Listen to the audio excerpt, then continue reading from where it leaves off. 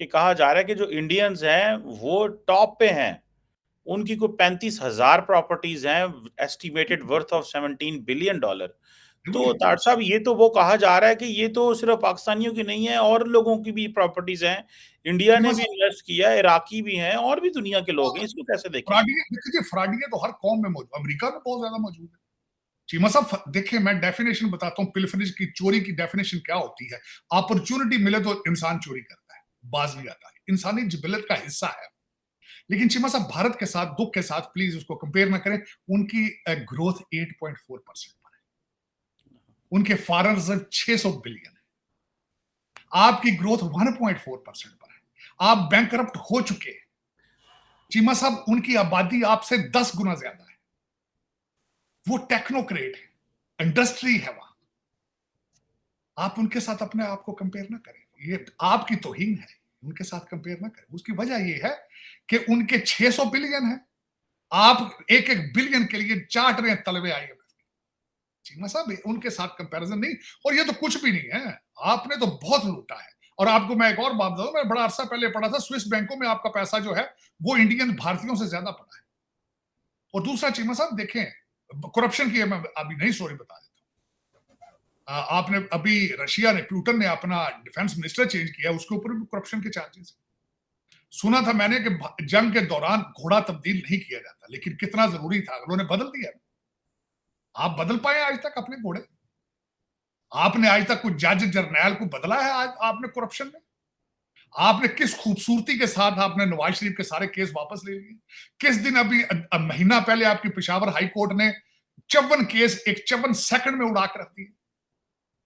चीमा साहब, आपके जज, आपको पता है मेजॉरिटी या खुद ग्रीन कार्ड होल्डर हैं या उनकी बीवियां और बच्चे डुअल सिटीजन हैं। चीमा साहब, आपके बचने की गुंजाइश कोई नहीं। आप कहां बच पाएंगे? तुसी नीता ने पगयाड़ो, तुसी क्यों बच पाओगे? सरकार ये तो कुछ भी नहीं, ये मजाक किया है। चीमा साहब ने आज सुबह वो जो है उन्होंने भी कहा जी कि मैं ये कर दिया, मैंने पनामा लीग भी मैंने ही सांप निकाला था, तो मैंने अभी ये दूसरा सांप निकाल दिया पिटारी में से। ये कौन सी खबर है? हर बच्चे बच्चे को पता है कि फ्रॉड हो रहा है, हमसे हमें लूटा जा रहा है सुबह शाम।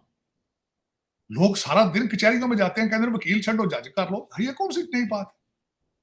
नई बात, मैं आपको 1000 दफा कहता हूं, आपके सारे आप कैबिनेट डिवीजन में जाएं, आप देखिए, आप उनकी हालत जरा, आपने सेक्रेटरियों ये बताया ना शायद मुजफ्फर साहब और जी ऑयल गैस वाले, ये किस तरह, ये तो कुछ भी नहीं है चीमा साहब, तो कुछ भी नहीं है। मैं तो अभी रिसेंटली, मैं तो जा रहा हूँ इस महीने के एंड पे, फिर जा रहा हूँ अबू धाबी। मैं तो देखता हूँ मुझे इंडियन लोग बताते हैं कि हम पाकिस्तानी क्या कर रहे हैं। डॉक्टर साहब, बाजवा साहब जो हैं, फॉर्मर आर्मी चीफ, उनके दोनों बेटों की प्रॉपर्टीज वहां पे हैं। ऐसा क्या है? मतलब 25-25 28 साल का बच्चा दुबई में प्रॉपर्टी ले सकता है? साढ़े तो सान तो सीवी बनाना लेके लगे फिरते सन मुंडे, उनको सीवी लोग लेके लगे फिरते हैं, और बच्चे जा रहे होते हैं, सीवी पढ़ लो, साडा साडा सीवी ले लो। तो ताड़ साहब, जनरल साहब के बेटे को दुबई में प्रॉपर्टीज उन्होंने ले ली हैं, ये कैसे हो सकता है? या कि वो कोई एक्स्ट्रा स्किल्स होती हैं, कोई अच्छे कॉलेजेस यूनिवर्सिटी में पढ़ते हैं वो? चीमा साहब, मैं 24-25 साल की उम्र में अमेरिका में 15-16 घंटे डेली बेस पे 7 दिन काम करता था, और मैं लॉ ग्रेजुएट था। चीमा साहब, ये फिर इस तरह ही है ना, जिस जिथे हथ पै गया उड़ा के तुन के रख दो। लेकिन ये नहीं पता कि दुबई च भी मौत आनी, इन्हें पता नहीं ना। कब्रिस्तान है लंदन में भी, न्यूयॉर्क में भी मर रहे हैं लोग, कनाडा में भी मर रहे हैं। चीमा साहब, जिन्होंने अपनी माँ के कपड़े फाड़े हों, फिर वो क्या उनके मुस्तकबिल है, क्या करेक्टर, क्या करेक्टर चले। चीमा साहब, इन्हीं वजूहात की वजह से मैंने तो छोड़ के भागा था, जान बचा के वहां से, इन्हीं वजूहात की वजह से। और कोशिश थी कि हलाल की खाई जाए और बाइज्जत तौर पर रहा जाए। कोई थानेदार रोजाना थप्पड़ ना मारे, कोई जज गोलियां ना लगाए अदालत के अंदर खड़े होकर, इसलिए भागकर आ गए थे चीमा साहब वहां से। लेकिन दुख ही होता है कि रोजाना डेली बेस पे देखा जाता है, मेरे जैसे बंदे वाशिंगटन डीसी जाएं, टोरंटो जाएं, न्यूयॉर्क जाएं, तो वहां से पाकिस्तान के यतीमों की, लाचारों की चीखों की आवाज उन प्रॉपर्टीज में से सुनाई आ रही होती है कि तेले तेले दे तुहाडे अफसरान। मैंने तेले तेले तो मुराद है कि चीमा साहब, मैंने एक एसडीओ का बच्चा जॉर्ज टाउन एक इंटरनेशनल फीस दे के पढ़ता देखा। एसडीओ क्या होता है बाप? ये आज से 20 साल पुरानी बात। मैंने एक बच्चे से पूछा कि मैं कहता बच्चा तू क्या, उसने कहा जी मैं पढ़ रहा हूँ जॉर्ज टाउन। मैं कहता प्यो की कर रहा? कहता एसडीओ है। मैं कहा वाह, पाकिस्तान का मतलब क्या, ला इलाहा इल्लल्लाह, वाह भाई वाह। तोड़ चाड़ देता नहीं भाई, बाकी आफरीन है, आफरीन। चीमा साहब, ये मेरा ख्याल है आसम मुनीर साहब को भी पता तो चला होगा ये सारा कुछ, जाहिर है देख तो रहे होंगे वो पाकिस्तान में जो लोटो पड़ी है, और सुना है अरबी भी और कुरान हाफिज हैं वो, मजहब के साथ बड़ा लगाव है। पता नहीं फिर ये क्या है कि अभी तक कोई एक्शन नहीं है, कोई मंसूबा नहीं है। मैं माजरत के साथ हूं, आजाद कश्मीर में भी जो हो रहा है वो भी इसीलिए हो रहा है क्योंकि 9 मई के लोगों को सजा नहीं दी गई, और मजीद होंगे अभी। गंडापुर रोजाना आपका गंडापुर रोजाना गिरबान पकड़ रहा है कि नहीं पकड़ रहा आपकी एस्टेब्लिशमेंट? रोजाना गिरबान पकड़, बाहर निकलो तो मारा रोज बड़का मार दे, वो सुल्तान राय बने। चले इस तरह countries cannot remain on the map of the world the way you guys are governing it, the way you guys are running it.